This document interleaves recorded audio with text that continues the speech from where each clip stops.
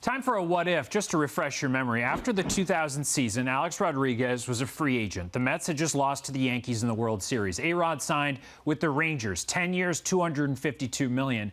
What if he had signed with the Mets, Jim?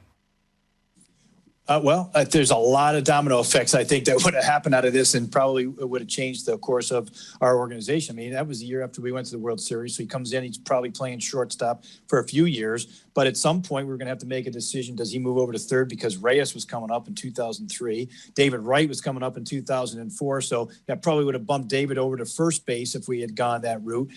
We don't know if A-Rod and Piazza would have gotten along because Piazza was one of those low-key superstar players and didn't like a lot of drama. And there was a lot of drama around A-Rod, as we know. Like, I don't know if this would have ended very well on anyone's part. By the way, we probably would have lost our first-round pick, and who knows if we would have even drafted David Wright because we liked Aaron Heilman, who might have been still there as a sandwich pick. So there's so many things that would have happened, and thankfully it didn't happen. Drama around A-Rod, Jim? I've never seen that before. I mean, you would have loved it. What could have gone wrong there? No, I tell you, it would have been interesting. Jim might have ended up being A-Rod's keeper. They might have assigned him to that.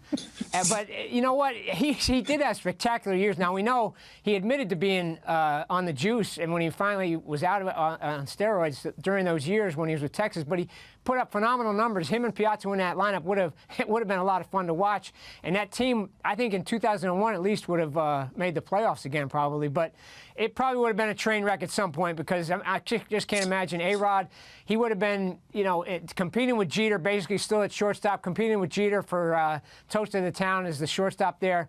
I mean, the drama would have been off the charts. So it would have been great for columnists, but I don't know for the GM how it would have gone so well. I think the fan base would have thought it was awesome too. I mean, I think they would have been very receptive to him. Obviously, you know, the numbers that he put up in Seattle before he came over, you know, and having him be a new young face of the franchise kind of a player, it would have been interesting to see the other side of New York and how they would have accepted him. As you mentioned, he wouldn't have had that drama with Jeter that I think led a lot of Yankees fans to dislike him, at least in some regard.